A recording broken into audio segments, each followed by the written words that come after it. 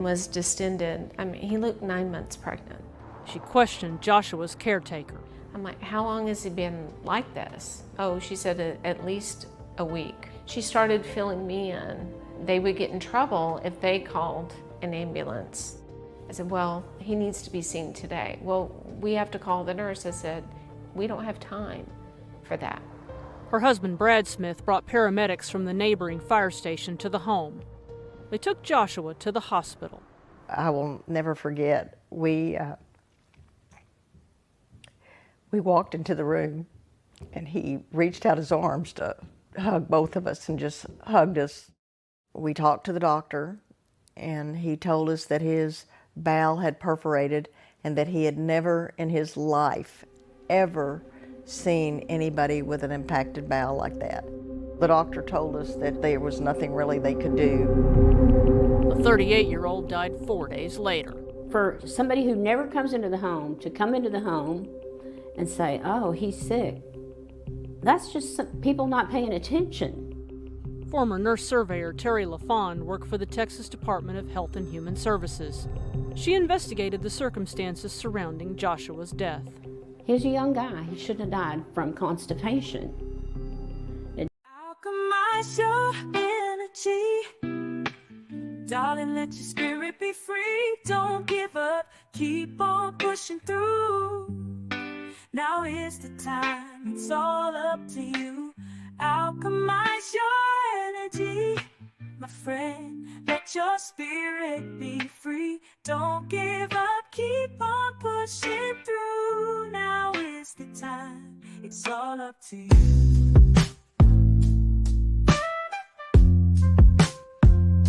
No matter the storm, but over tragedy. No matter the storm, but over tragedy. No matter the storm, we will always take flight. Keep on pushing through the darkness of night. There's no limit, let's reach for the sky. Shine so bright, from darkness to light. I love who I am. I'm loving me. Look in the mirror. Unapologetically love what I see. Love who I am. I am invincible. I am a fan. My curves and my features, God makes no mistakes. I am successful. I am what it takes. I'm bulletproof. I'm 100 proof, and I love who I see because I'm living my truth. I'm invincible. I'm incredible. A star in the making. I reach past the clouds. I'm invincible. I'm incredible. And no one can stop me. Can stop me now. I'm invincible.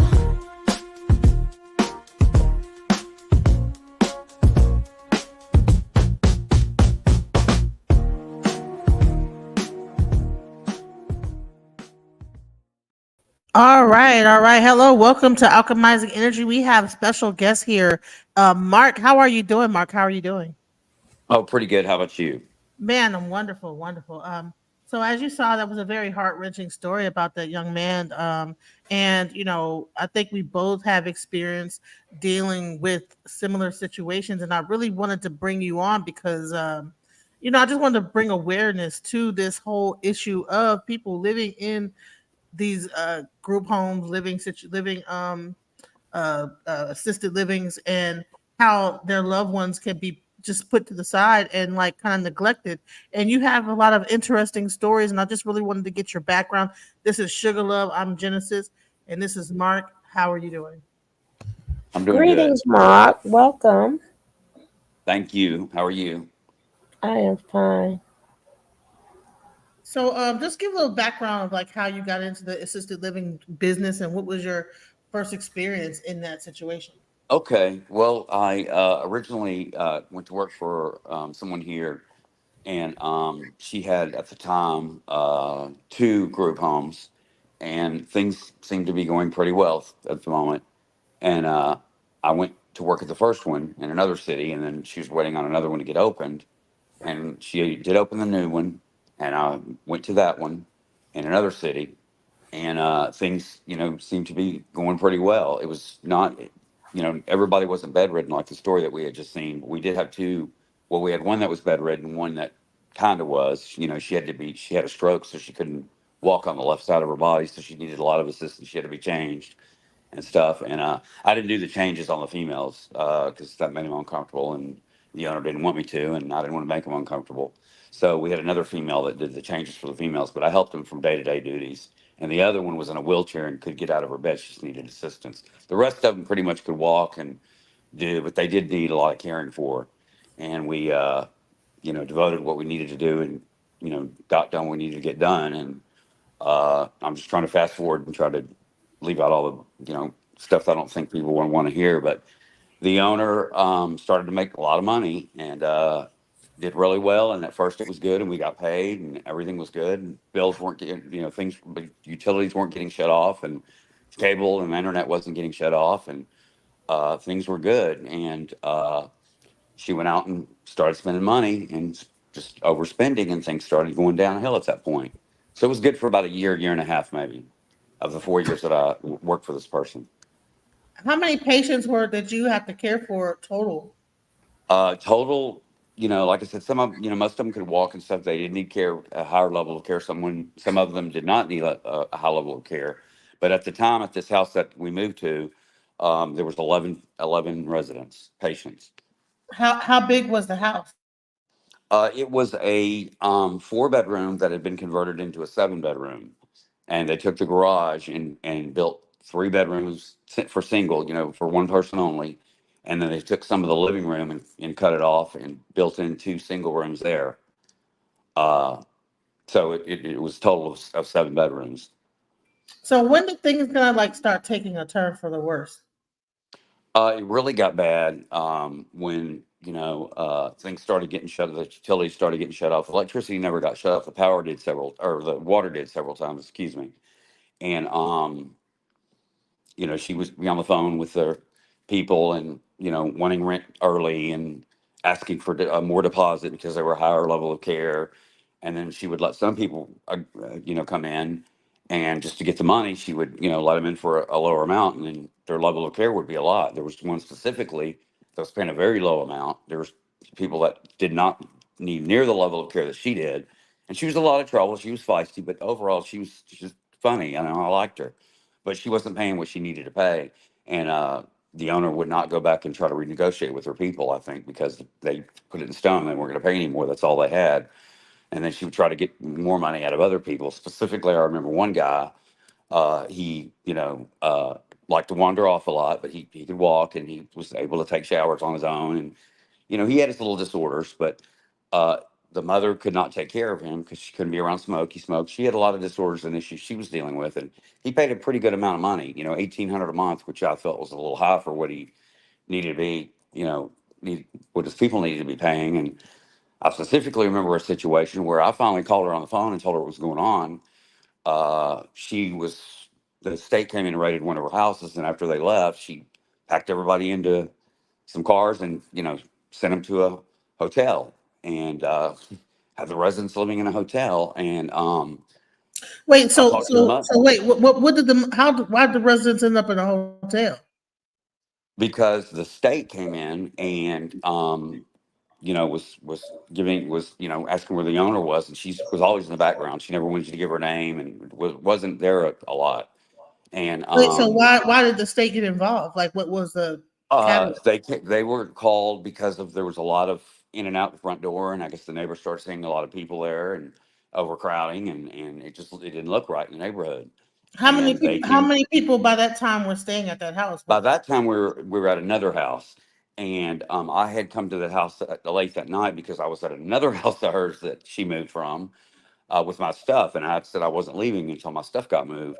So I came to this other house where everybody had moved to, and I got there about 10:30 at night, and the next day, the state was at the foot of my bed, waking me up, telling me, what's going on here and this and that. And we had a conversation. He was real rude at first, but he saw that I was real cooperative and real respectful.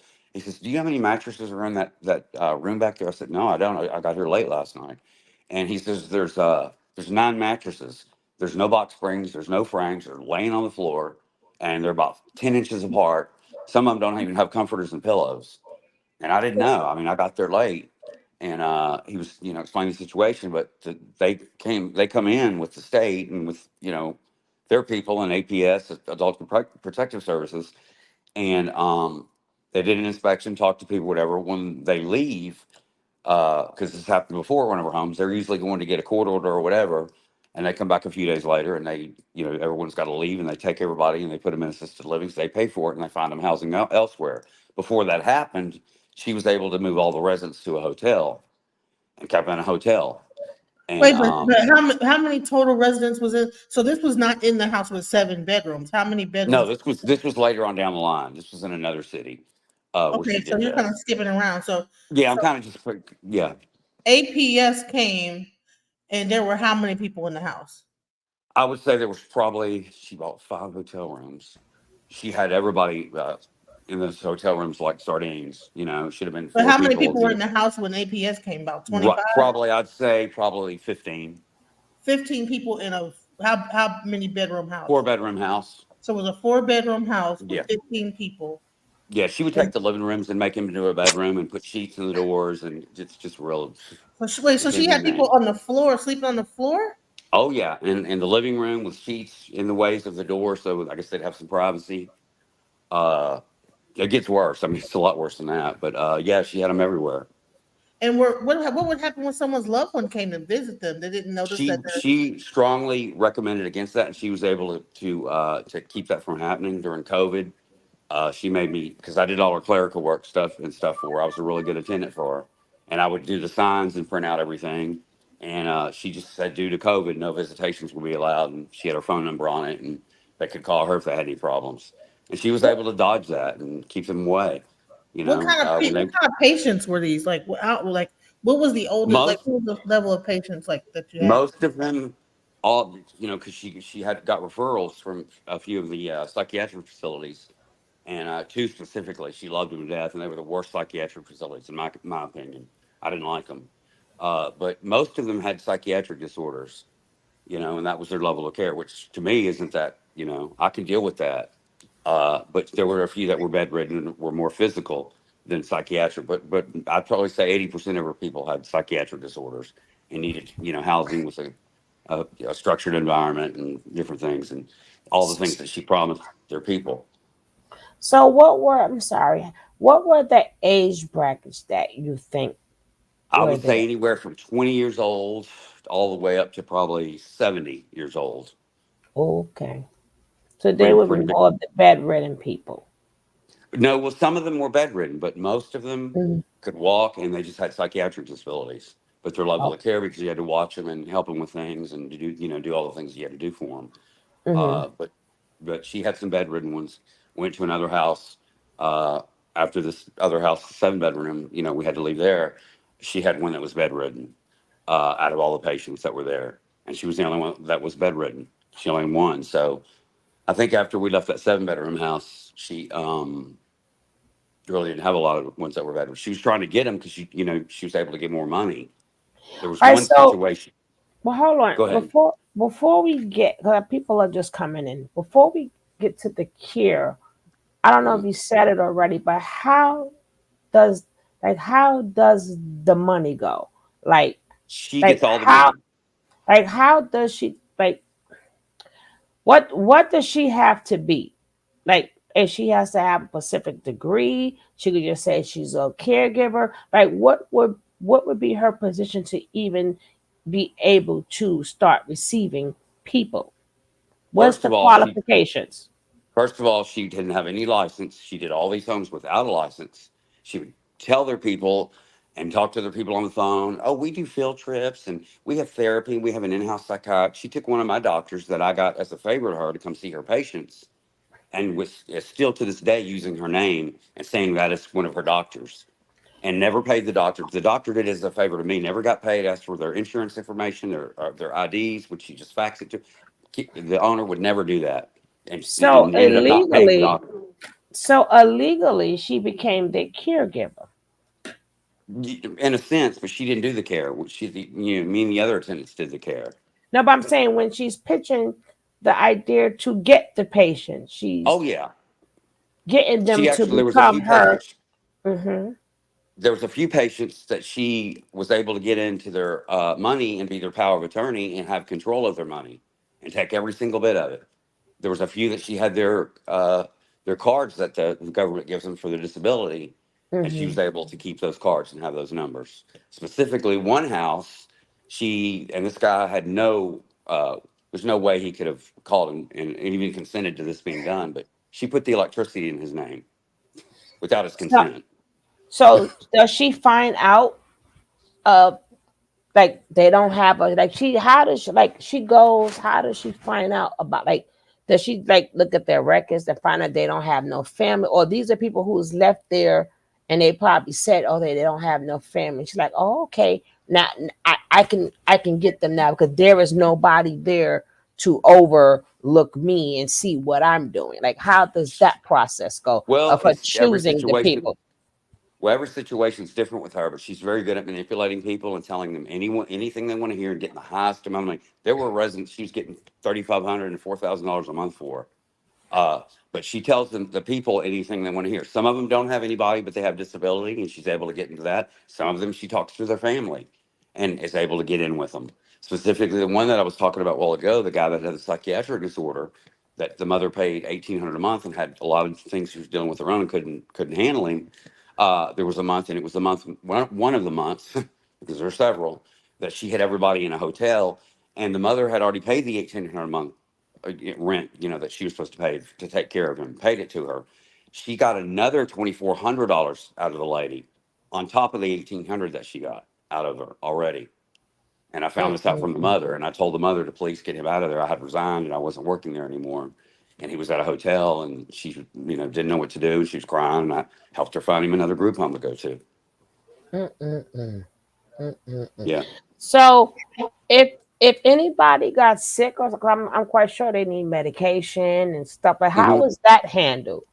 Okay, it was handled at first. Like I said, it was really good. I know a lot about medications. I was in the process of getting my medication aid license. I felt it would add to her services. I've done a lot for this person we're talking about. A lot, paid bills, done signature loans for her, put electricity in my name, lend her money, bought food for the residents, Domino's or this and that, and done a lot of things for her as it just gone way above and beyond what I should have done.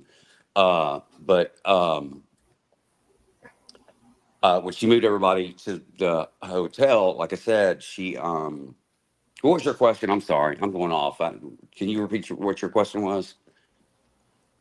Far as their medical needs, how Oh, was the that medications and handled? stuff. Yeah, yeah, Or that's their medical. Remember, she got bedridden patients too. They got to get changed. They got to get right, medicine. So how was right. that done? Well, she wanted them to use her own pharmacy because one of the landlords that owned two of the properties at the time owned pharmacies, and she would get all their medications filled at that pharmacy. And she was real good about that at first, and really, really adamant about them taking their meds. And we handed out their meds and made sure they took them. But our situation is very similar to the intro to what I saw of that kid that died of autism. She did not like the police or anybody being called, the paramedics. If they did, there was a $150 fine because with that brings trouble. The police can start asking for licenses and wanting to know all kinds of information, and that's happened to her several times. Where she's been asked and she stays in the background. We were at another hotel one time, and there was a girl there, and she just got her. She was getting a high amount of money for her every month to take care of her. And I sensed something was wrong. And I called her. I says, "We need to get her to the hospital. I know it. I know it. I know it." And she kept doubting me, so I just hung up on her and I called the paramedics, and they showed up with the police. And that was one of those situations where they showed up with the police and started asking all kinds of questions. And she's on the phone with me because it was a little bit later, and she heard them and they heard her, and she didn't know that they could hear her. Well, don't tell them my name. Just get rid of them, this and that. And she'd always just, get rid of them, this and that. You can't do that when they're right there in your face. You got to be truthful. And she hung up on me, and I gave the police department, I gave them her name, and they were cool after that. And they took the girl to the hospital. And I found out later from the state that came to the house that I told you about, where they were at the foot of my bed, and I was talking to him, and he told me that Mrs. So-and-so passed away, just kind of out of the blue. And I didn't know, even knew about that situation. And she had passed away about a month later. And I felt really bad, I knew something was the matter. She had, How many people were in the hotel room staying with you guys in one room? at which time, this time specifically that I was just talking about, we had 4 rooms. And she had, in each room, she had 2 people to a double bed. So there were 4 people in the room. At that point, it really wasn't overcrowded. They were getting fed. Wait. Mhm. So you have a double bed Mhm. With 2 residents. with 2 residents apiece sleeping with each other in the bed. Yep. These are elderly and mentally Most ill. at that point, at that one time, there wasn't elderly. The only one that was elderly was the one that I specifically told you about that passed away. That she had Alzheimer's and stuff, but she could get up and walk, and she was, she was a handful. She was funny. I think She you was a said good. that she had kind of peed really heavily on the bed, and then Right. Well, I pulled back the sheet, and I noticed there's urine not just in in her little area, but it had carried over to where the other lady was laying, and she was on a walker, and she had dementia, and I saw bed sores on her. I saw bed sores on her, and one of the other girls that was a resident that Kim talked to about taking care and helping taking care of that person was not paying attention to her and doing like she should. She was supposed to come in. At first, she was, was coming and alerting me and letting me know, and I was doing rounds and giving out their medications, and was supposed to be helping with that. What wasn't, but that was. I feel like that was my responsibility too, because you can't have a resident tell a resident they're going to have to take care of someone. That really wasn't her responsibility, but she didn't, I guess, wasn't taking care of her, and I pulled back the sheet, and there was what I found, and I saw bed sores on her legs, and at that point, I changed her. She needed to be changed. She needed to go to the hospital. I needed to put some medicine on her bed sores, and I did it. I did what I thought I needed to do, and I got her to a hospital, and I put her in the did hands of her loved ones know that she was in a hotel room? With that specific resident. From what I gather, she never talked to their people. She calls them heavy hitters. When they got a lot of money and she can get it, she gets them, and does anything and tells those people anything they want to hear. There was one situation where we got a person with a tracheotomy. She didn't even tell us till 10 minutes before the lady was coming in an ambulance transport. And one of the other attendants was there that's been working for a long time, and she looked over at me and says, "Well, you're going to learn how to do a tracheotomy. So and so is going to teach you." And I said, "No, I'm not going to be doing a tracheotomy. I'll give them medications and I'll help dealing with that. And I'm real good at that. And I know my medications and I know my disorders. I'm not going to do a tracheotomy." And at that point, Right, the you have to electricity. go to school to learn how to do a tracheotomy. I think so. I think you got to really be trained with that.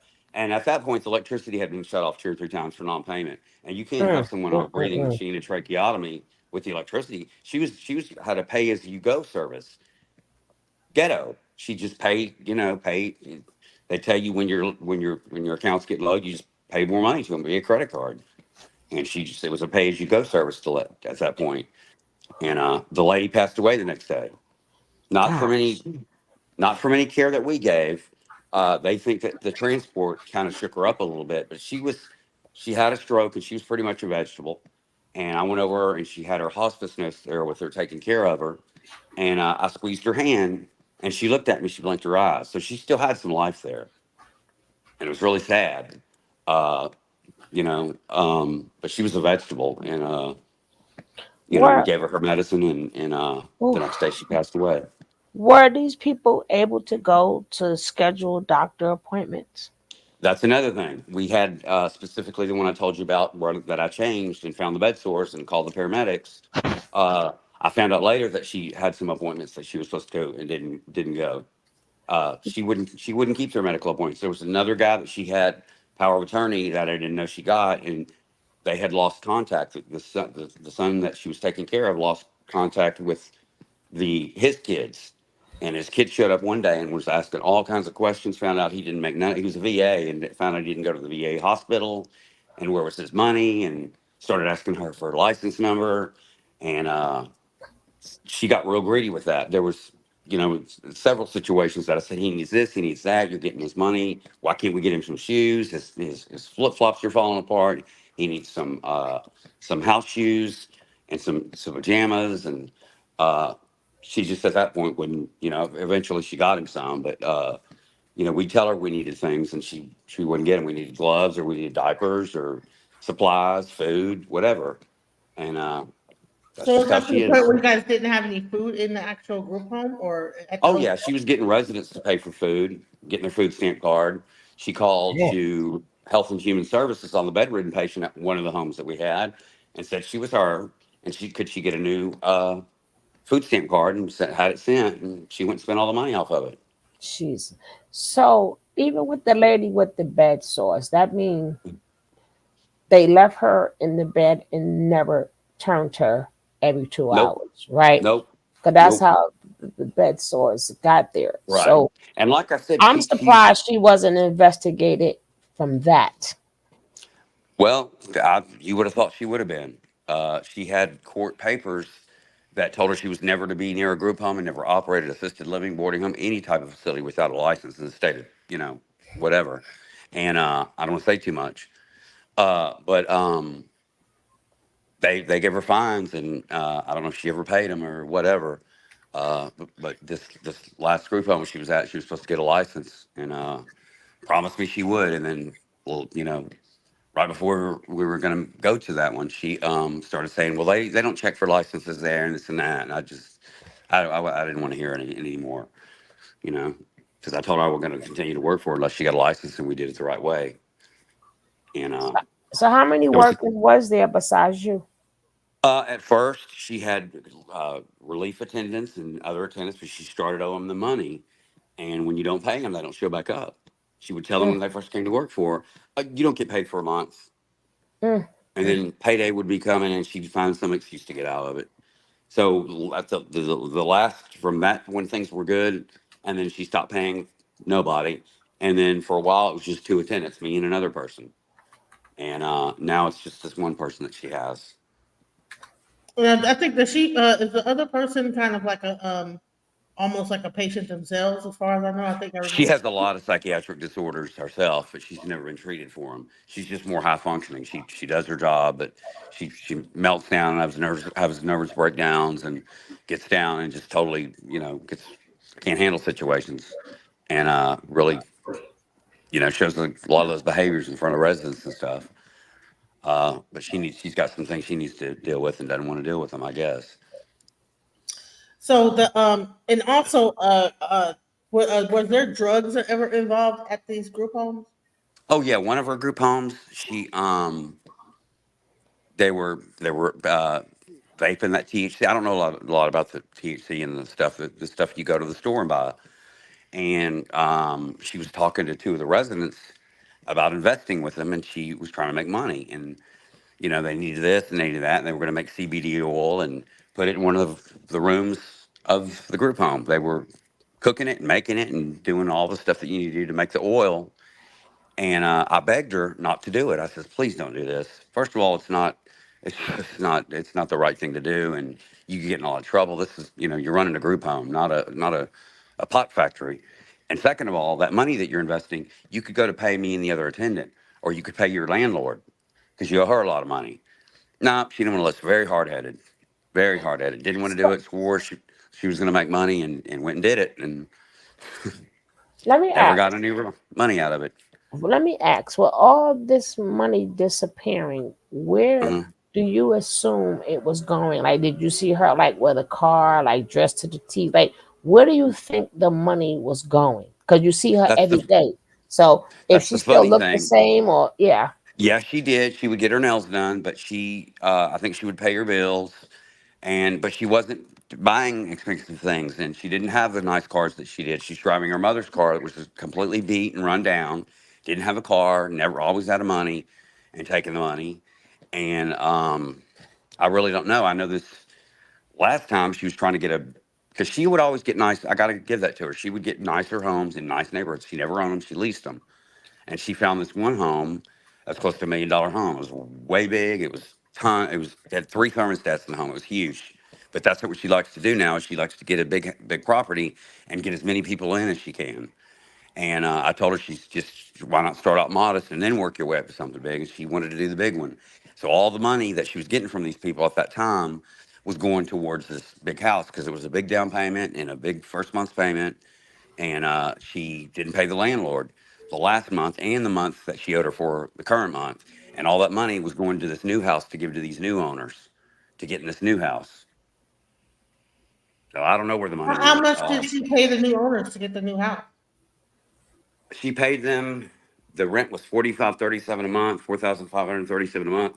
They wanted first month and deposit equal to the first month. And she told me that, because I told her, I said, you know, you need about furniture, you don't have towels, you don't have linens, you need beds, you need so much more. Start out small and take that money you're going to give this lady or to the landlord, and try to buy some stuff for the house, because she used to open up houses, and we would go in there a month early and decorate it and get furniture and make it real nice, and it was really nice. But she didn't do that with this house. This owner said, you walk in the house, it is as it is. You have to take it as is. And she did a walkthrough and negotiated with him to try to come down on the rent, and he wouldn't do it. But she wanted the house so desperately, and he knew that. He took advantage of her. Yeah, it was about 9 grand to get into it, and a little over 9 grand. And she told me at that point she owed him $2,000 more. She kept saying she needs to get 9 grand. She needs to get 9 grand, and she wants to get in the house. She wants to get in the house, and she was able to get in, and he let her slide on $2,000. And I'm like, wait a minute. So you owe him $2,000 more in the next week. You'll owe another 4537 on the first. This is crazy. You're not gonna. There's no way you're gonna. So she took on a partner, and he's been paying out of his pocket for. But they're struggling right now. There's a lot of things that are going on over there right now. So I don't even talk about that. But I mean, I will talk about it. But So, being that she's not buying anything, and being that you did say she had her own issues, do you think she had recreational drug use that nobody knew about? Is that where the money was going? Like, no, she doesn't. how was her mental there? She doesn't do drugs. She doesn't do them. She's never even smoked pot, she says, and I never saw her doing any. And she told me everything. She's afraid to take pain pills. The attendant that works for her now has got some issues, some psychiatric things that she needs to deal with. This other one was together, but she lives. The owner was together, but I think she kind of lives in a fantasy world of things are going to be all right and it's going to be like it used to, and we'll stay up late and cook on the holidays and make spreads for everyone. And because it did used to be good, it didn't last very long, but it lasted a year and a half, maybe 2 years, and then the last 2.5 years have been terrible. Well, the money going somewhere. It is going somewhere. It's We had a going real somewhere. nice house, real nice house. Built in '92, and it was beautiful. Everything was new, and appliances and wood floors, and I like nice things. And I have money, family money, and my other half has money, and that's why I hung on so long, because I did it because I liked helping people. And I fixed my room up so nice. I got all my things, nice stuff, real nice stuff. And that was the house that I wouldn't leave. I said I want to stick with my stuff. So she had the other attendants for the new house, and it was terrible. It was the worst house she's ever owned, and I didn't want to go there. And she was overcrowding. And one day, the electricity or the AC went out, and it had gone out before. And the landlord sent over an AC guy. He fixed it.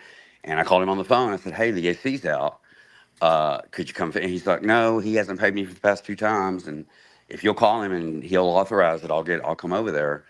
And I called the owner, and she wouldn't give me the landlord's phone number to call him and tell him about the AC, because she was getting the other house from him. She didn't want to gripe. Okay, I guess she owed him some money.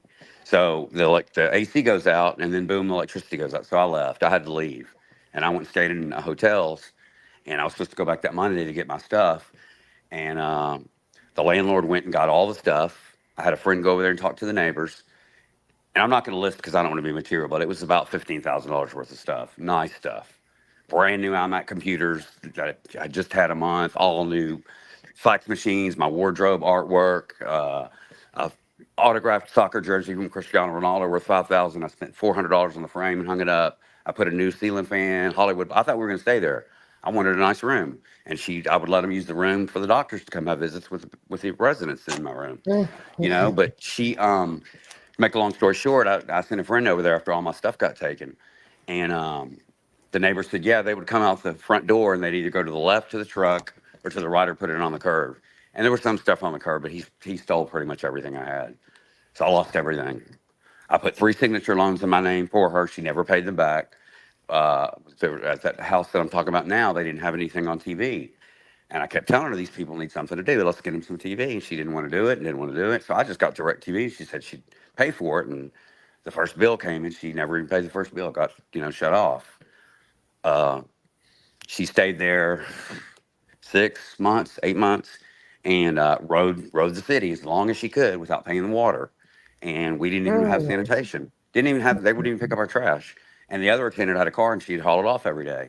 So it was, I guess, okay. And her car stopped working and she couldn't haul the trash off anymore. So that happened. She started getting maggots and different things. And they came into the garage and it was really bad.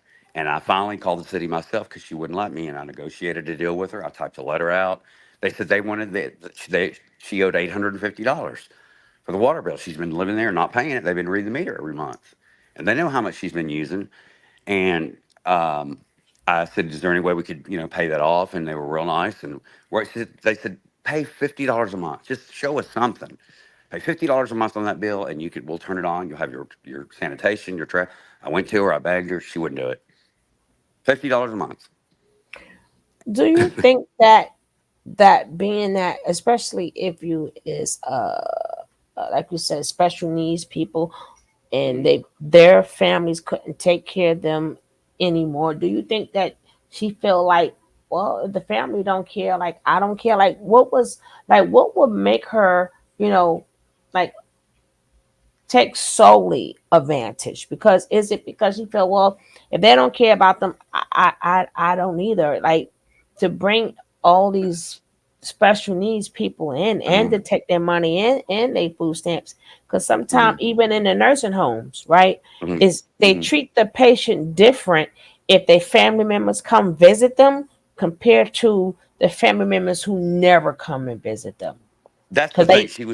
She never treated them mean. She was always good to them. She was the yes person. Specifically to the residents that we had, I haven't been paid in I don't know how long. She just quit paying us, and we were here, because I could do it, and I got other reasons I was here because my other half and this and that. But specifically, she had borrowed money from me on top of not paying me, and swore that she'd pay me back the millions of times that she did. And he came and whispered in her ear, and she gave him a debit card and gave him a PIN code, and it was to go buy CBD oil to get high at this vape shop. And she just paid for him a $40 vape that morning and just collected his rent. You got his rent. Now you're going to give it all back to him. She wouldn't tell him no. She always said yes to every little thing they said. So she was good. She was just a yes person with them.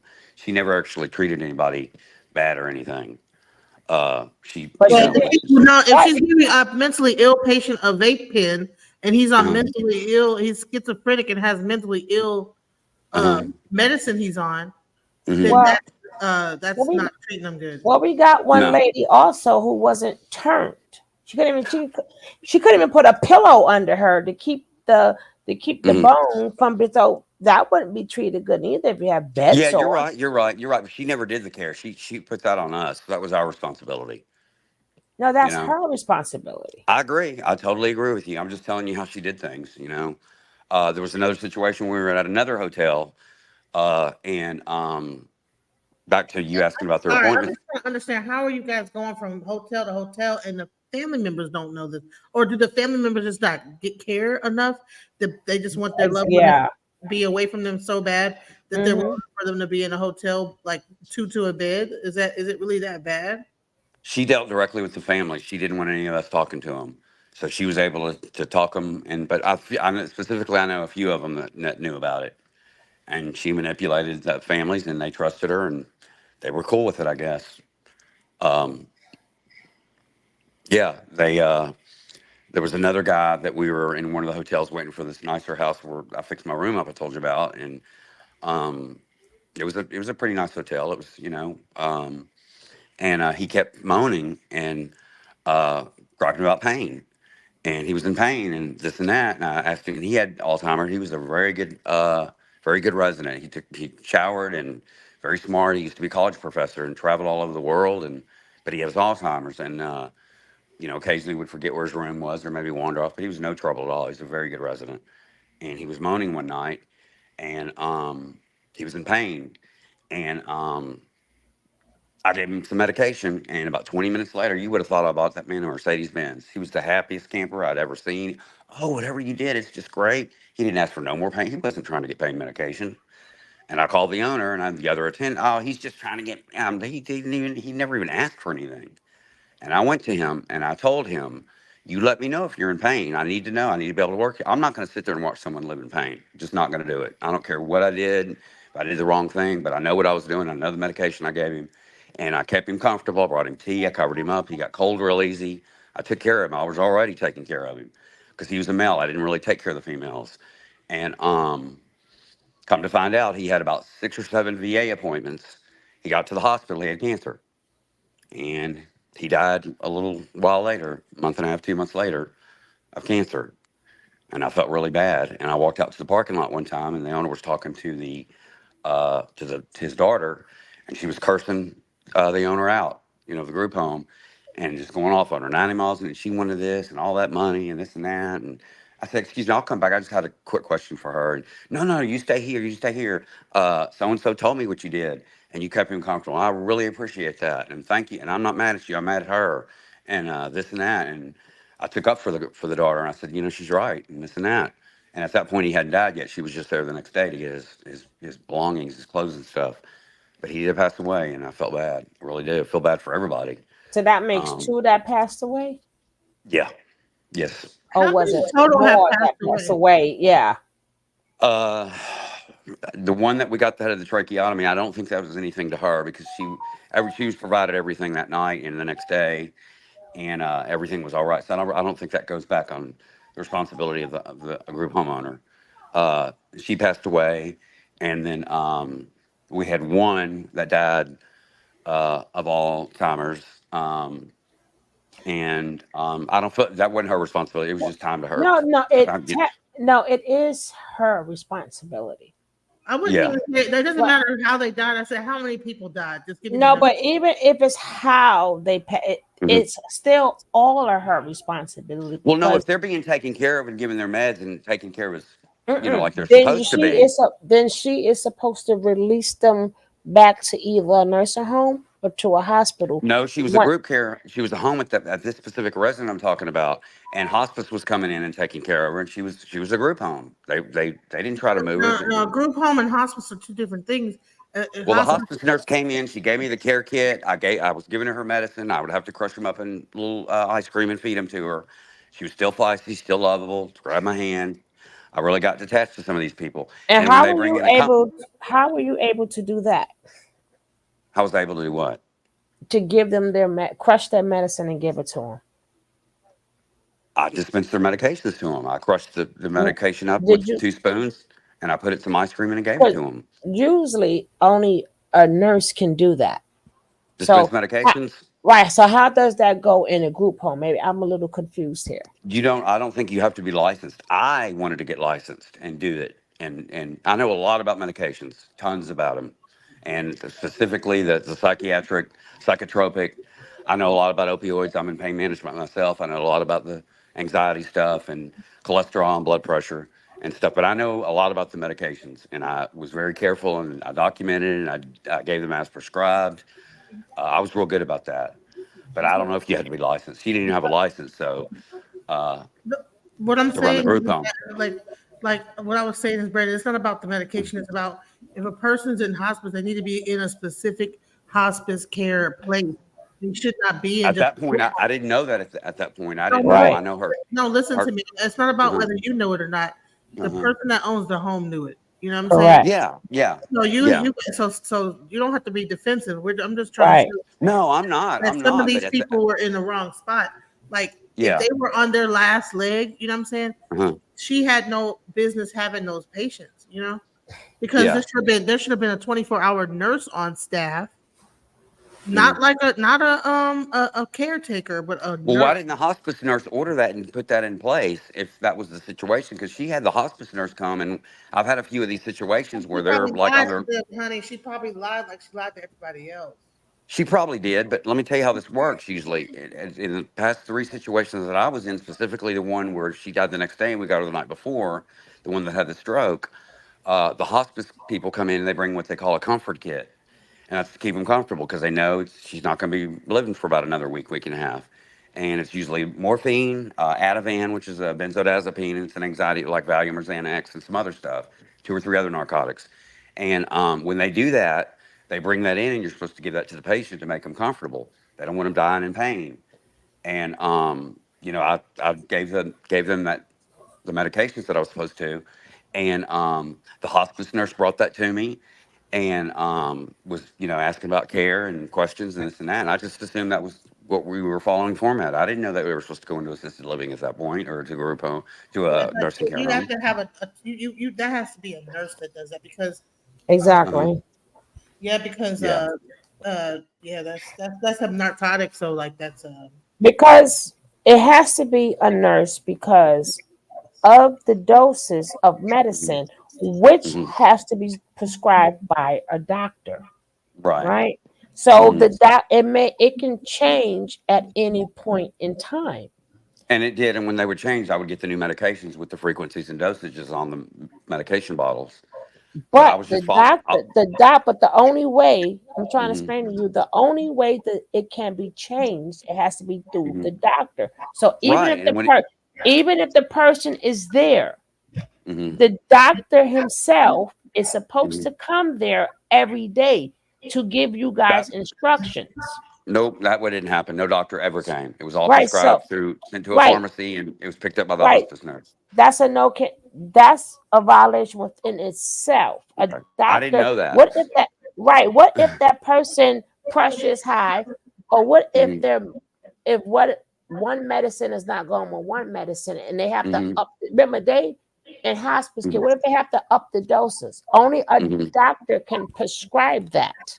Hmm. So what if the medicine that she was getting, whomever was getting, was not enough, or maybe it was too much, or maybe they needed to Hmm. change it? A doctor has to come check it every day in order for even you to get Hmm. to the medicine. That's why I asked you, how were you Hmm. able to do that? Even everything is done under doctor instructions, and the Well, doctor the doctors writes weren't it doing their out. job, or either the owner told them something they needed to hear because the doctor never showed up. And I remember it like yesterday. No doctor ever came. Well, It was yes, a always lot the of hospice things. nurse. Yes, it's a lot of things you may not know about. Yeah.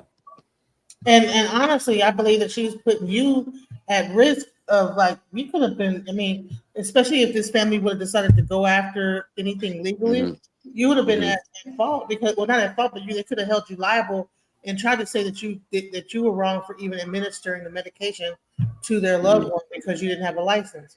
And that's the thing Hmm. that's so dangerous about what this lady was doing. Hmm. Right? Because Yeah. nothing is supposed to be done without the doctor. Nothing. Hmm. And then, especially Well, with the patients that's mentally ill, hmm their medicine changes all the time too. yeah, So I don't know how she was able to pull this off, or what doctor she had in her she pocket. did. But again, I was taking my orders from her and the hospice nurse, Yeah, and even the ones that were. even with the hospice nurse, she Well, the still hospice nurse she never came to me and said a doctor's going to be here next week. She needs to see her. right, She never once said that to me. right. To me, that responsibility falls out of my hands. I didn't know that No, until just not now. on your hands. That falls Hmm. on the hospice nurse hands, and that Hmm. falls on the lady's hands. Because there's no Hmm. way a hospice nurse. Remember, the key word is nurse. Even though it's Hmm. hospice, she's still a nurse.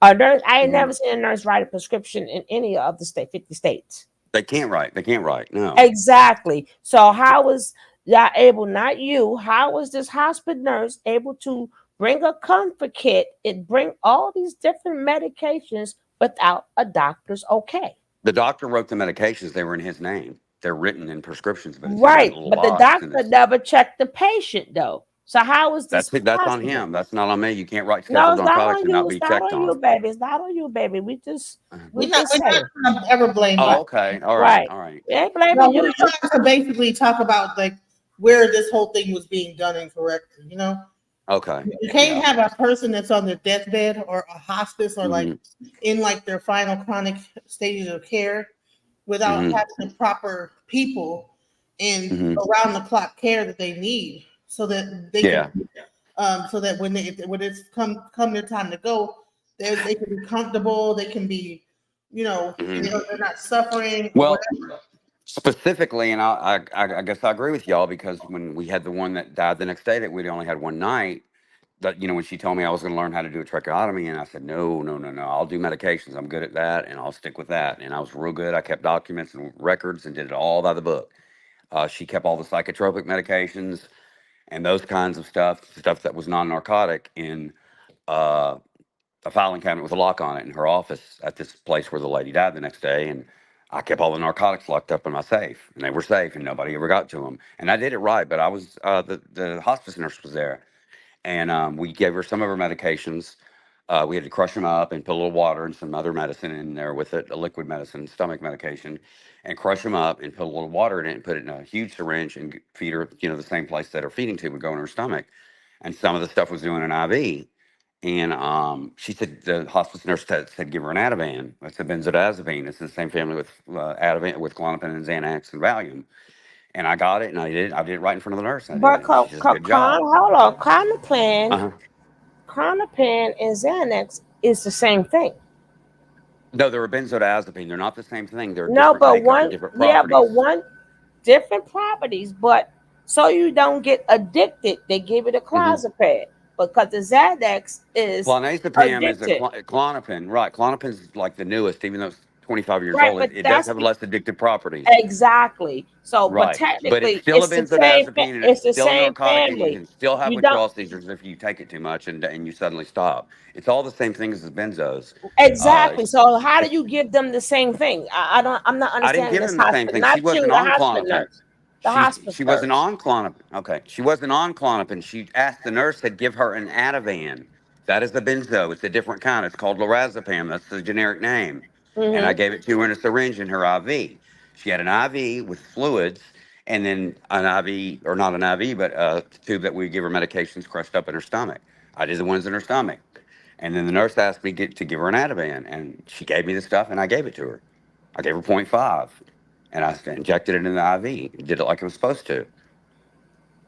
But she wasn't on Klonopin. She told me to give her lorazepam, which is Ativan, which is benzodiazepine. Same family as Klonopin. Klonopin just has a longer half-life. It's got less addictive properties, and the doctors seem to like Mm-hmm. it. Mm-hmm. Valium has a longer half-life. It's been around for 100 years. Mm-hmm. But I gave her the Ativan like I was told, and the nurse told me did a good job. Not one time did the doctor ever show up, or did the nurse ever told me that the doctor was going to show up. Uh, So, I can remember specifically the husband, Kim had told me the husband was cheating on the lady that we had in care, the one that, died the next day. And they showed up with her medications, and her hydrocodone wasn't there, which is a pain medication, uh, a Schedule 2, And I was crushing them up, and I said, I can't understand. Well, the husband didn't want her to have that. I couldn't believe it. Why would he not want his wife to be comfortable? And I was crushing them up, and I told the nurse that they didn't have it, and that's when she told me to give her the Ativan. So some of these relatives are cold as fish, if you ask me. So Man, there's no way a relative should ever be able to call any do nurse. what now? I don't think any relative should ever call any nurse and be able to tell them not to Yeah, give. they said not to give it. Well, I don't know how he got involved and kept her from getting it at the pharmacy, uh, and doing that. But the hydrocodone wasn't there. There's different formulations of hydrocodone. There's Vicodin, Lortab, Larset, Narco. The doctors are using the Narcos because it's got the least amount of Tylenol. But all it is just a different amount of hydrocodone, which is a narcotic compound, and they put acetaminophen in with it. And the narcos only have the 300 milligrams worth of acetaminophen because you're not supposed to take a lot of Tylenol. It's not bad for you. It's not good for your liver. A lot of it's not good for your liver, specifically acetaminophen. And that's the one they used, and it was missing. It wasn't there. So yeah, and then this is a good point that she made. She said, I guess that's why they put them in a group home instead of a nursing home. And see, that's exactly the point that we're trying to make here. A lot of times people put their loved ones in these group homes trying to save money. Mm-hmm. You know, and it cost them. It's not regulated as hard as a nursing home. No, it's not regulated at all. And there's ones open. There's ones that do what she does all over the place.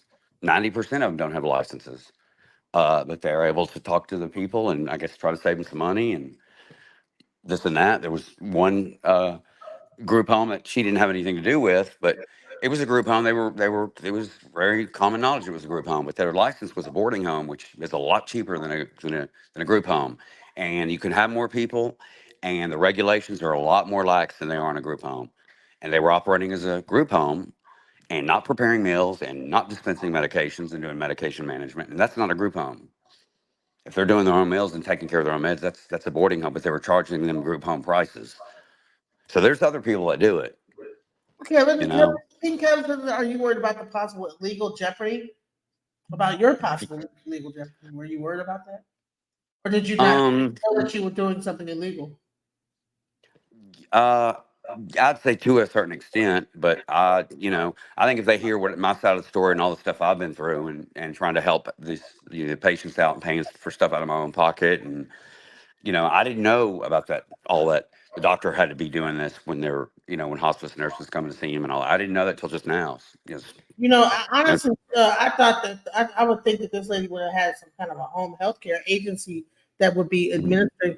Most of the time, people do have. When you have a something like this, like especially a person in a chronic care like that, they have a home health care nurse that comes by on a regular basis and cares for that person and administers them and cares for the person. So I don't. A home health aide cannot administer medicine. Well, no, they have nurses in the home health care. No. Well, let me go back to this because I think there's some confusion. It wasn't just the hospice nurses.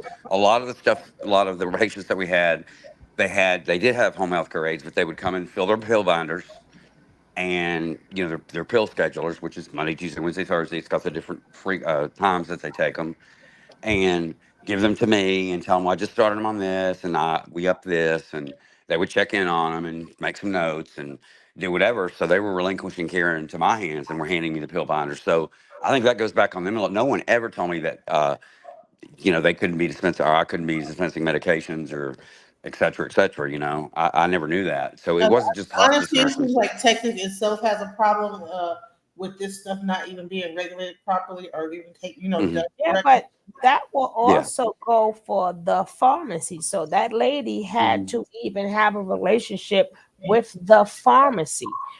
Because he said the guy owned the pharmacy that owned that. Yeah, exactly. Because there's even if something is not right, the pharmacy would catch it. I have had plenty of people went to get their medicine and the flag go up.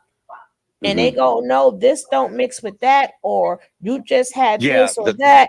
So the pharmacy itself works with the doctor. So if all of these things just come, she has to have a relationship with to even let this go through. Because remember, the doctor sends it. The doctor is the one that sends it to the pharmacy. I want to give you an example of how really rampant this is really going on. Abuse were taking place in 5 group homes housing adults with mental and physical disabilities. Good evening. I'm Clarice Tinsley. The operator of Loving and Caring for People, LLC, has been arrested. Police say there could be more arrests and more possible victims. Fox 4 Sean Rabb live from Arlington Police Headquarters. Sean. Clarice, what was allegedly happening inside these homes? Criminal, only coming to light when one of the residents approached a neighbor, made an outcry asking for help to get away. This home in a quiet Arlington neighborhood served as a group home to people who depend on others for care. Care neighbors and police say was scarce. One day I was in my backyard and there was an elderly guy back there that looked like he had cerebral palsy or something, asking me to call 911 that he was trying to escape. And so we called the cops, got him out here with the ambulance and fire trucks, and they've been out here a couple of times since. That started a 4-month investigation leading to the arrest of Regla Sue Becure, charged with abandoning, endangering an individual with imminent danger or bodily injury. About a week ago, I saw some police come, and then shortly after that evening, there were 10 large suitcases that were pulled out into the front yard. I'm angry. Lieutenant Kimberly Harris leads the Arlington Department's Behavioral Health Unit. 5 group homes operated by Becure across Arlington, Mansfield, and Grand Prairie, part of this investigation. Some of these individuals were not mobile. They were unable to leave their bed, or they were wheelchair bound. In one instance, a gentleman was wheelchair bound. However, he had no wheelchair at the home and was unable to go around getting anywhere in the house. He had to crawl. He had scars from crawling around. Residents, police say, were neglected and their debit cards abused. Deceased clients' possessions, like vehicles, allegedly kept by Becure. One of the first things that we set off alarm bells for us was the amount of people that we suspected that she was caring for, the conditions in which we found the individuals, and other things. Again, it's an open investigation, but there were some warning signs as far as the care for these individuals. Police wonder if there are more homes and more potential people suffering silently. So obviously we want to reach out and see if there's others, because these homes are very easy to start, and referrals are very easy to get from hospitals, so they could be everywhere. We know of that many. So here's what Arlington police want to hear from you. Putting a number on the screen right now. It's a recorded line. Call and leave a message. There are no really licenses for these group homes. Anyone can open them, and there are really no state regulations. There are many of them across neighborhoods, your neighborhood, in fact. Most give care with compassion, but some, and Arlington police say at least these five did not give help, but hurt. In fact, took from folks they were supposed to give to and did not treat their clients with dignity. And this is why I thought this was an important thing to bring up. Yes. As we get older, or even if we have a person in our family that ends up with a mental illness and we feel like we can't take care of them and we just want to throw them into a group home. Mm-hmm. I just like to say, Mark, thank you so much for giving us this information. I just want to let you know, I really appreciate you giving us the inside ropes of how this is going. Thank you so much for the awareness. We need this. Problem. So, yes, I just wanted to just say that. But go ahead. I'm sorry, DJ. Yeah, Mark. So I wanted to find out, so what is the most recent situation that you probably experienced in this with the last house that you you say it got worse over time. What was the experience with the last house? Well, she never had anybody that was bedridden at that property, and she never had anybody that required intravenous care and all the other things that we had to do. What she had at the last one were pretty much, they had some psychiatric disorders, and some had some secondary physical stuff going on, but nothing real chronic. So most of them had just had psychiatric stuff going on. And she got this new partner, and I'm on the way to take care of an appointment of mine, which I had missed 3 times that week. And one was to do a tour for someone that she had coming to the new home who didn't even need a tour here, but I did it. I turned around and came back and gave him the tour. Because I was trying to, he wanted to get a house. I want to talk about before that, how things were going in that house. What was the situations? How was the house being ran, and what kind of situations that were going on in the house? Well, we were trying to keep it as held together as we can, but the food situation, and she was, bringing groceries by here every day just enough to get through that night. There was one situation where she told this one to take 4 eggs and feed 12 people and just add a bunch of meat to it. And of course, I went and, rescued her like I always did. How many people were in the house total? How many people were in the house total? Okay, let's see. 1, 2, 3, 4, 5, 6, 7, 8, 9, 10, 11. There was 11. Plus the 2 attendants. So that's 12, 13. Mhm. Okay, and how many eggs were you? What did she say to make that you There guys were had? four. There was 4 four, and she eggs. kept telling the other attendant just to add a bunch of meat to it. Her excuse was, "Well, black people like a lot of meat," is what she said. And I said, "Well, we're going to need more eggs and this and that." So I did what I normally do, and I went and bought some more eggs, and we made it work. I bought some other stuff, but it wouldn't have worked, not for 12 people, and four of them eat like quarterbacks. You got to keep them fed. It just Well, wasn't a going lot to of times work. with psychiatric medicine, it makes you hungry. Yeah, it does, and I like having food for them. I like being able to give them a snack with when you give them their night medications and stuff. I know it makes them hungry, but I could only do so much if the food wasn't here or there. I couldn't, I could continue So to did help out they and buy all with. get a check, like a Social Security check? How come they didn't have money to buy food? A lot of them were spending it on pot and drugs, and that's where they'd go spend their money. And then they'd come to her for cigarettes, and she'd buy them their cigarettes and give them whatever else they wanted just to keep them at her group home. So So they she would get enabled a a lot of whole bunch of things. cigarettes, but not no food. I guess the cigarettes Right. were like Yeah, making. and they would get food stamps. They would get a lot of them would take their food stamps and go buy a bunch of junk food and eat it in the rooms where they were not supposed to be and leave wrappers everywhere and go through it real quick. And then some of them gave their food stamp cards to her and she bought groceries with them.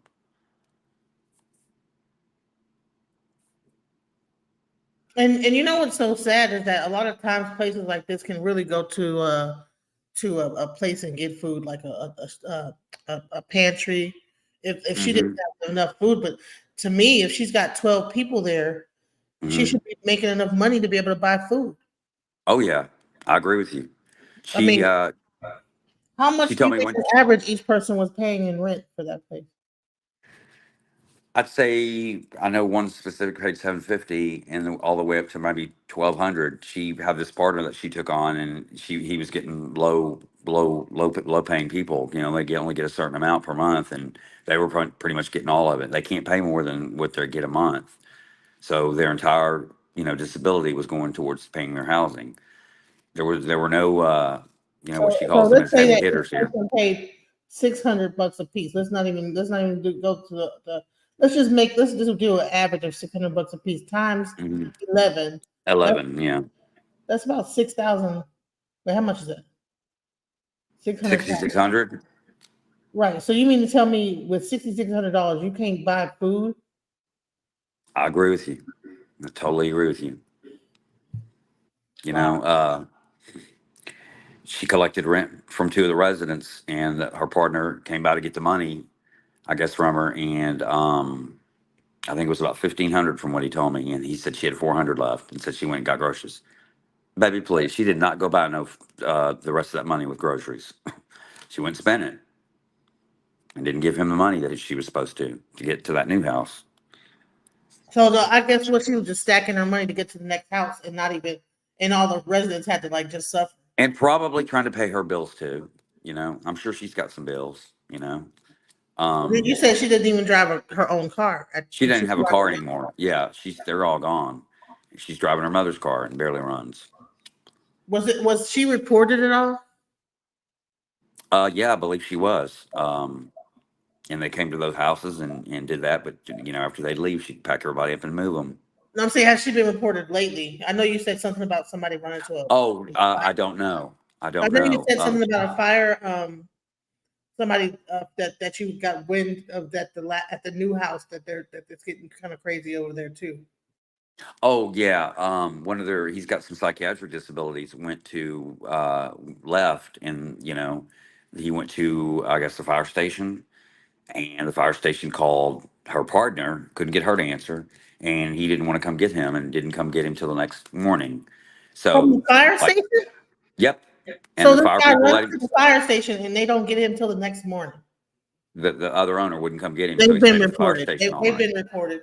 Oh, they've been reported. Yeah, you can count on that. At least one person made a call to the APS or something. No, the fire department have to report that. That's adult. Yeah, that's what I'm saying. One person made a call, or they called their superiors or whatever. So there's been something started. I'm absolutely sure. And the police have been called out several times to the group home where she's at by a resident, And when that starts happening, that sends up red flags. The police start, getting other people involved. So it's going to happen. It's just a question of when.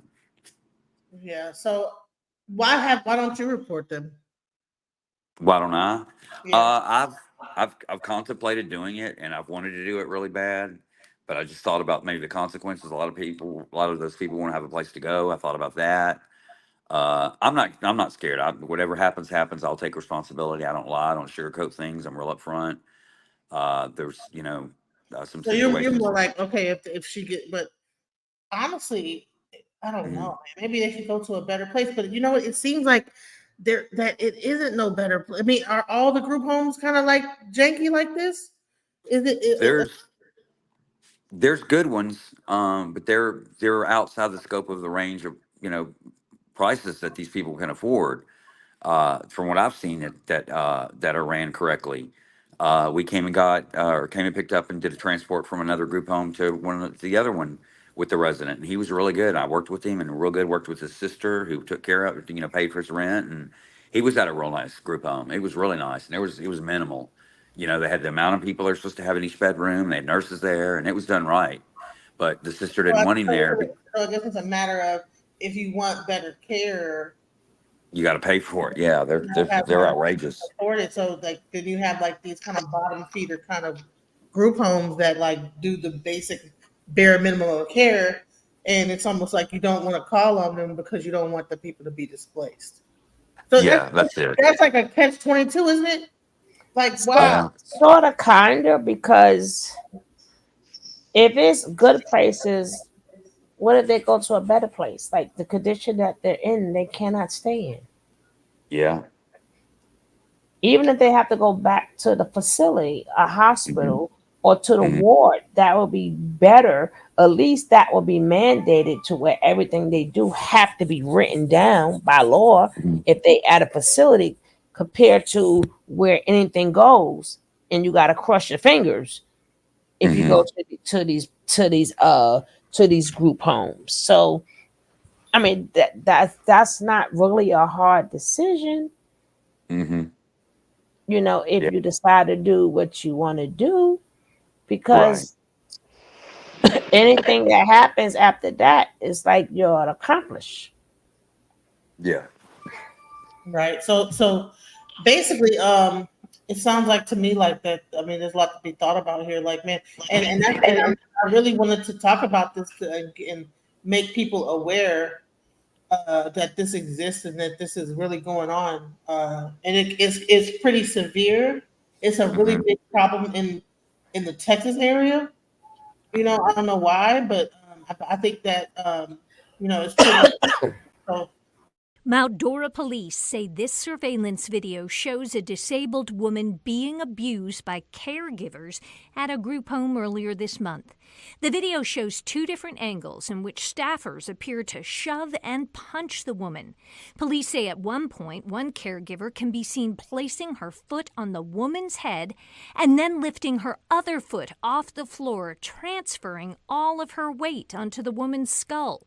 In the arrest affidavit, detectives say the act could easily have caused great bodily harm or even death.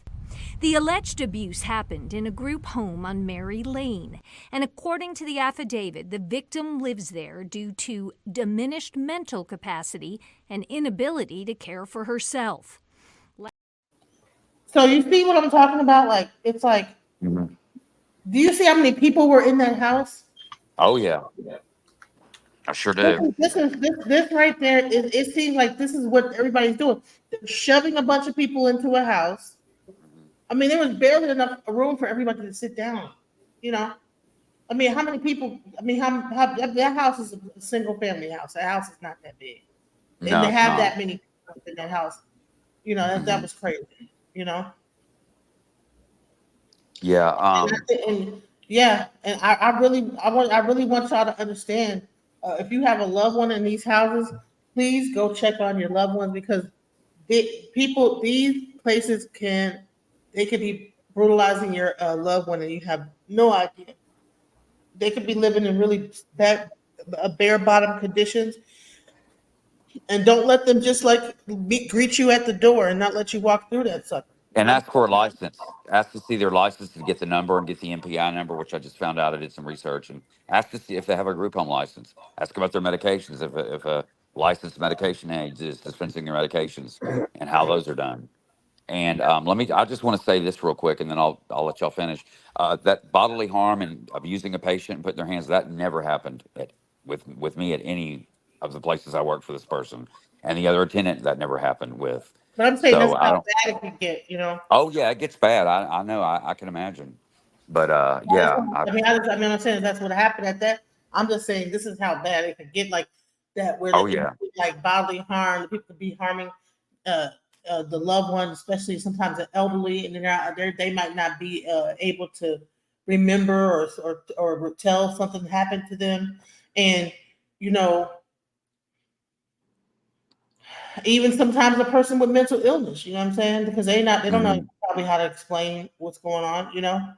And I think Yeah. that's sad that people are utilizing the system to generate money off of these poor people, and the families are just letting them because they don't want to be bothered with them.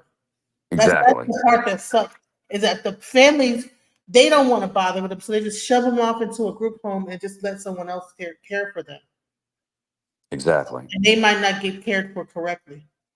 Now I No. know that you were talking about how that people were peeing in peeing in bottles and stuff like Yeah. that. That group that was there. They were stayed on high as a kite on pot, getting stuck and not wanting to shower and not wanting to get up and go to the restroom.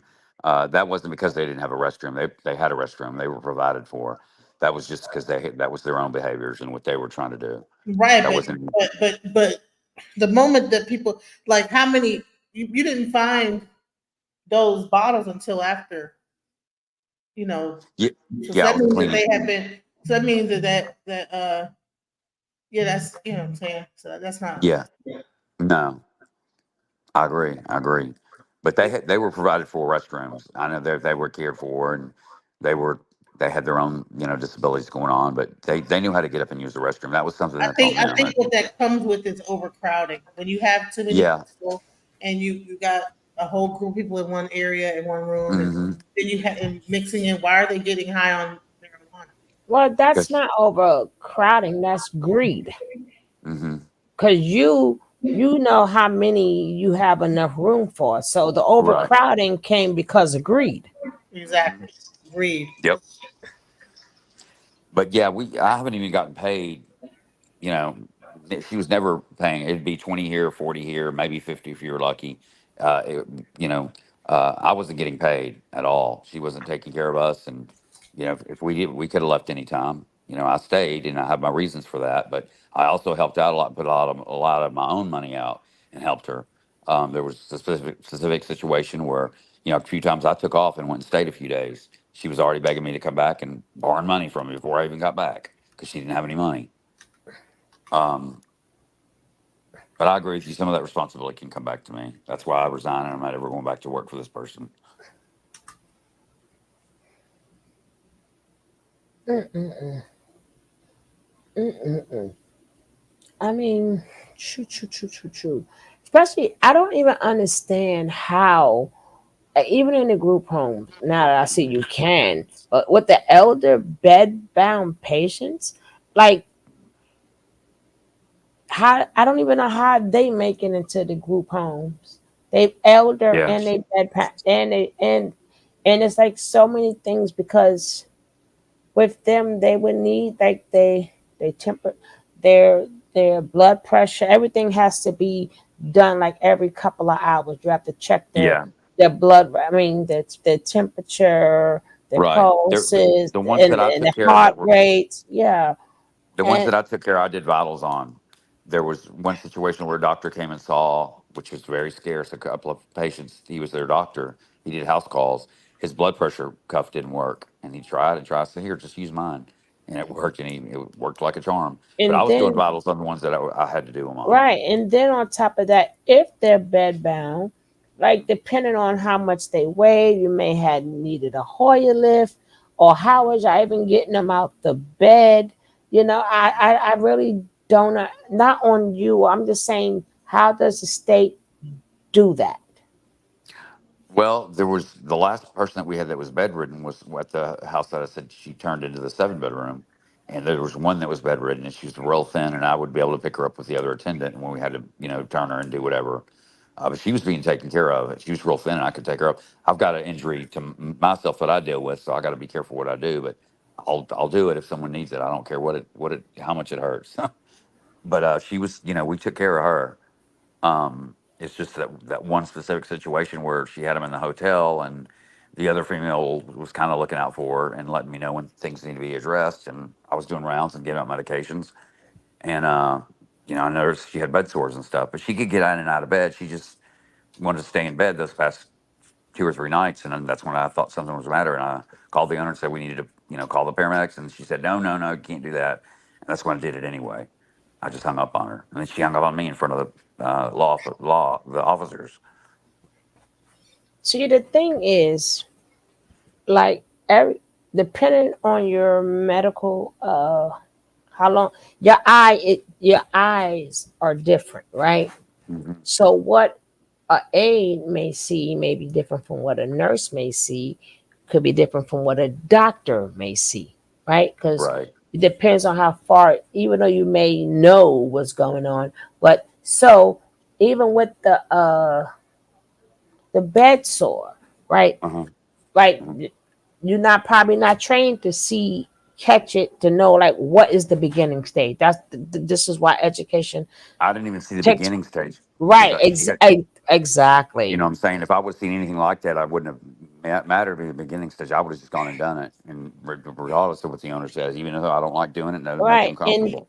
And even just by knowing it's supposed to be a pillow on the side and her on the pillow on the side that goes into the bed, right? I mean, it's especially with the elderly patient, it's a lot that goes in because you have to be like really, really gentle with them, right? Like I said, you have to have a really eye, so that wouldn't fall on you, right? That will fall on her, but it's not even her nor you. It's a shame that they watching the video that DJ, how they want these people gone so bad out of the facility. It's like, okay, I'm a group home. All right, I'll take them. And they're just so quick to dismiss them to these group homes without even doing a thorough research on these people. Even the licenses, like the state doesn't come up there like every month. I mean, this is insane.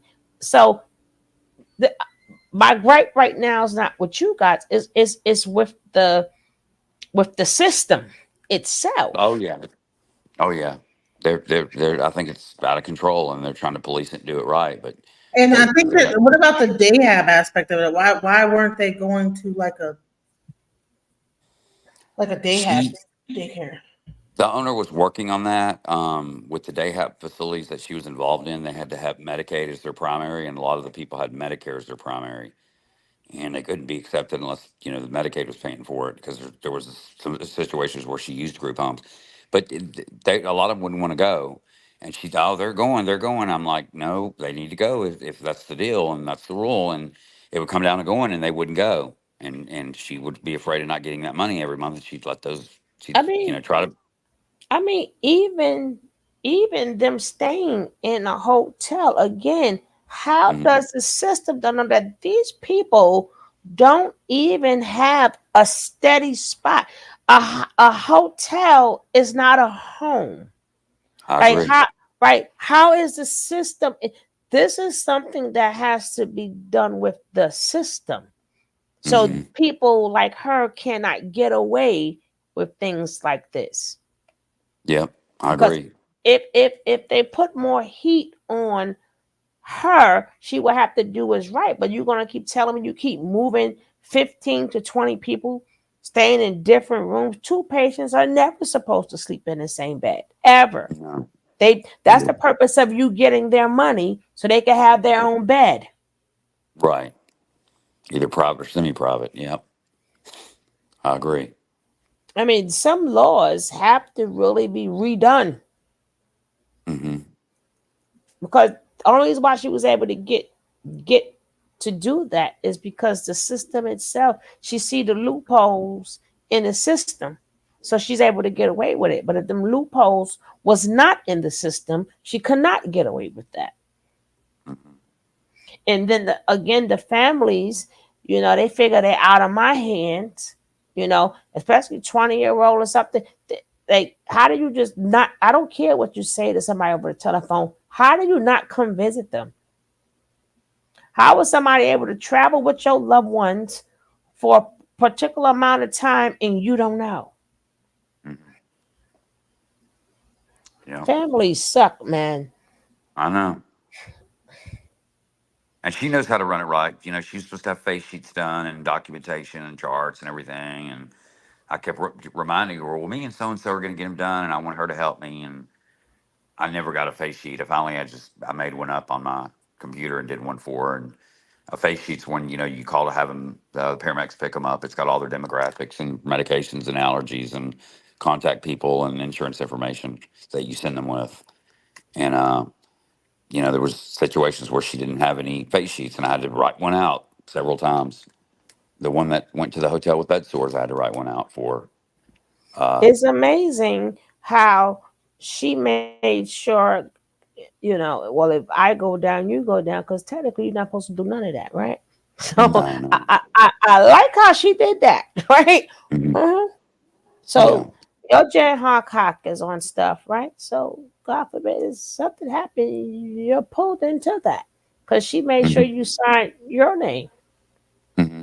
That sounds like some P. Diddy stuff. I go down, we all going down, right? Because I got video of it.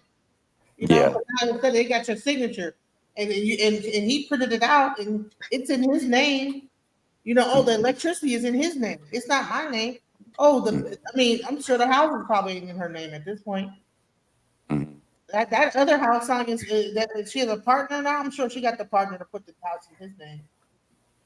So now she gets other people to aid and abet her in this whole situation. Right, but she's able to get away with this because the system is flawed. Yep. The system itself is flawed. That I can say, hey, I'll take on all these people. And you're like, okay. Right? So the system itself is flawed. This is where all these people come in at and say, hey, I'll do it. Because certain rules and regulations, they don't have just the point of transporting them to place to place to place to place. Like, even to get certain stores, just to have a store or even a food restaurant, they make sure they come check that. They make sure the temperature is this way, the stuff that belong in ice is there, the stuff that belong in heat is there.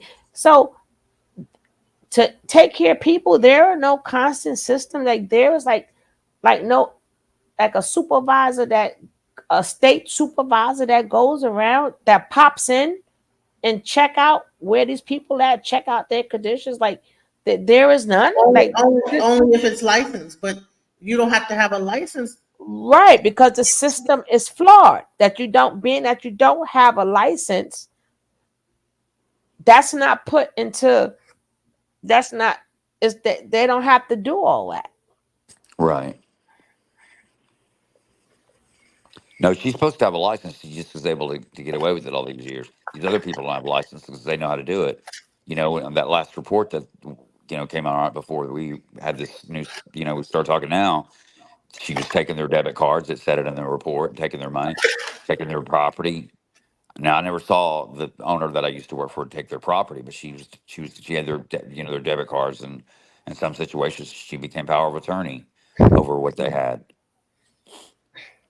Wow. Yeah.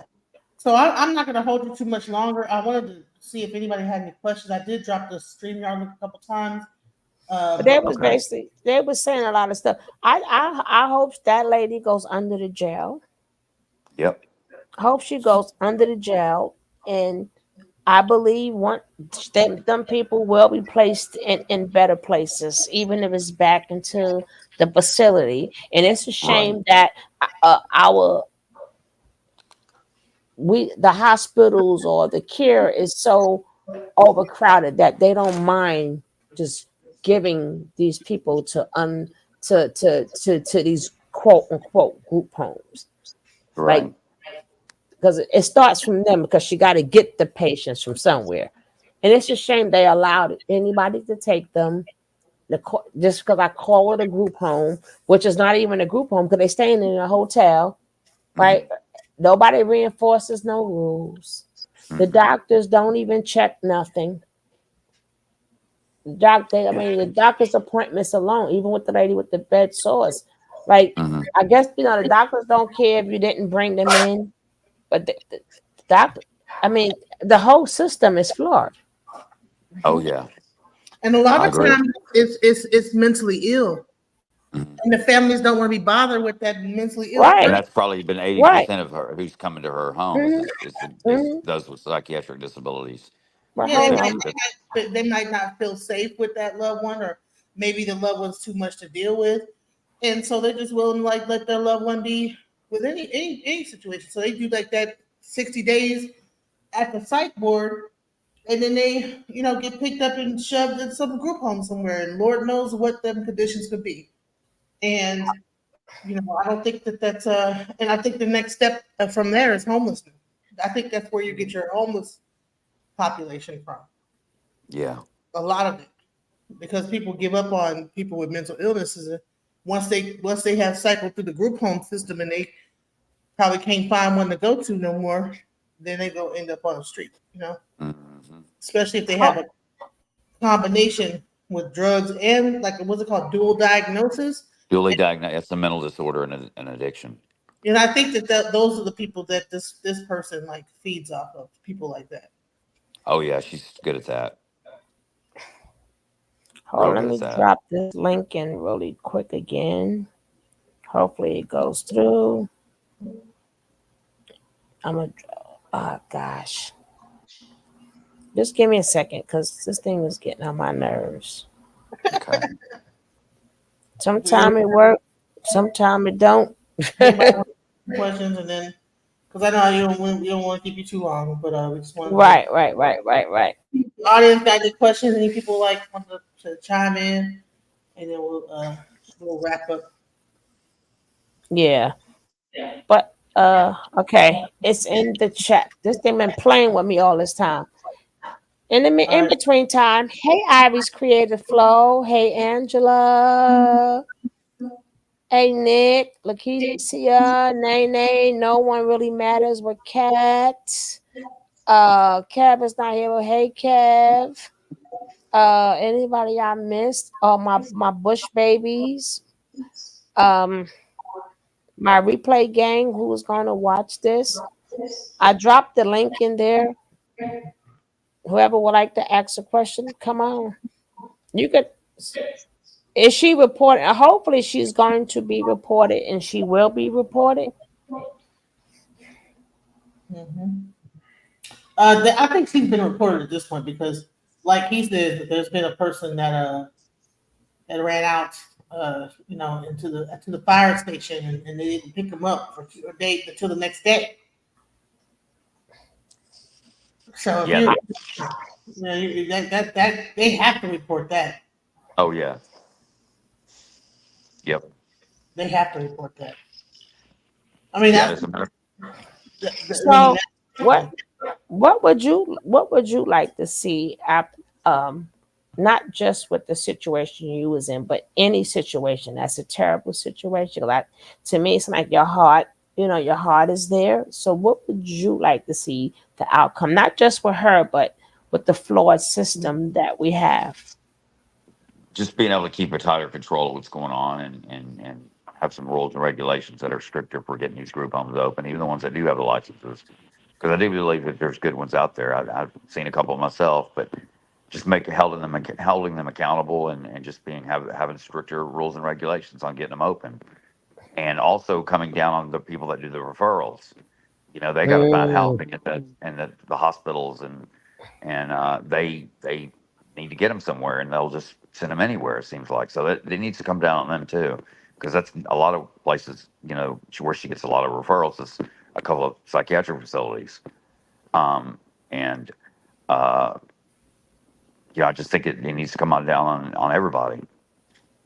Make everybody the rules and regulations. Make everybody follow a format and be stricter on the guidelines. I think where the lack of care comes in that, because even though they have the hospice nurse or whatever, but they don't want to pay for the nurses. That's why they don't want them in a psychiatric places, because nurses, that's $60,000 a year, right? And you gotta pay for the nurses and the aides and the all these other things. So that's why they want to push them out, because it saves money. Medicaid pays for that. Huh? Medicaid pays for that. That's most of the people on Medicaid. You're right, but if they in the facility, Medicaid has to pay more. So they don't have a problem of pushing them out, because that's half of more money Medicaid has to pay. It may seem like it's a lot of money, but if they was in the facility, it'd be double. Oh yeah. Because you got nurses around the clock. A doctor has to be there. The aides have to be there. House cleaning have to be there. So it's much more cheaper to get them out, because they don't want to pay the money. Remember, you're paying for everything if you're in the facility, a psych ward, a hospital, a nursing home, or wherever. That's a round the clock care. And that's down to the food, the people who's serving the food. And then that would be 3 meals a day. You got to pay for the cook. So I'd rather you go there. It may seem like, oh, she took them for a lot of money, but if they was in the facility, that would be double, triple more, because you got to pay for all their salaries. So that's where the floor is at. Well, go ahead. We don't care what you do with them. And that's a shame. Right.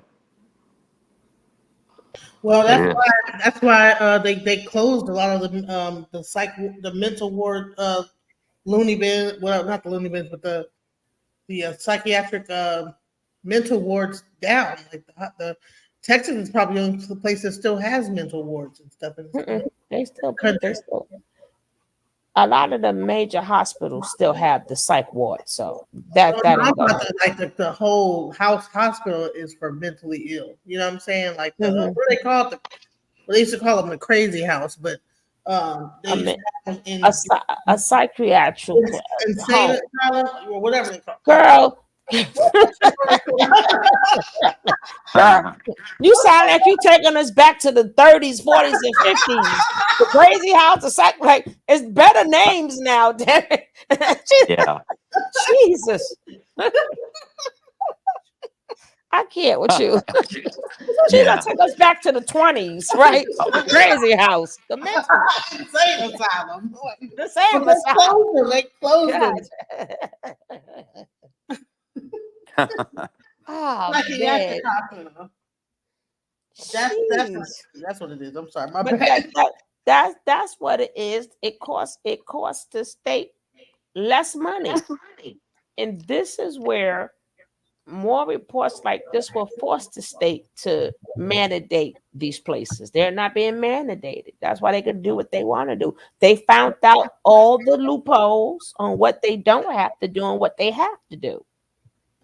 And so they allow a lot of these private care people to get in the game, and it's not good. So correct, because they're not mandated. There's probably more that are good than bad. I want to have some hope, but for the ones that we want them all to be the same, right? We want them all to be the same. It ain't about how many is good, how many is bad. We want them all to be the same. Have a standard of care.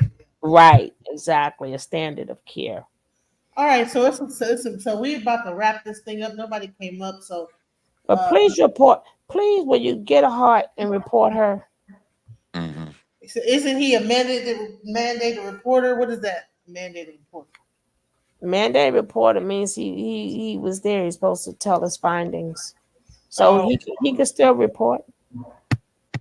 Yep. I think it would be a good idea to do that. I think it will cover your ass. What's it called? CYA. Right. you know, you might think that you might get some slack from it, you know, but no, I think that this person already has some issues that they've Or already or you could put in an alert, anonymous alert, right? yeah. Yeah. Anonymous alert. Anonymously go check this out, right? Right. Yeah, because I think that if another person could pass, because especially if she's got a bigger location, you know, that means that there's more people that could be in danger that she when she gets a hold of them, that's not getting proper care. Right. And then for the regular people, take it to your councilman, your assembly person, your senator. It can't just stop here, because as we've seen in the videos, this is what's going on. We got to get this, make sure they are managed. This is just one amongst many.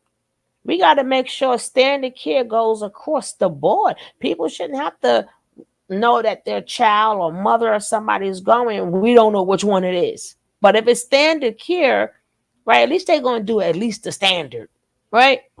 Right. So people, like I said, they need to take these videos and or find out in your community, like what is the standards for the group homes in your community? Right. We all have, in this point, we all have to take a stand.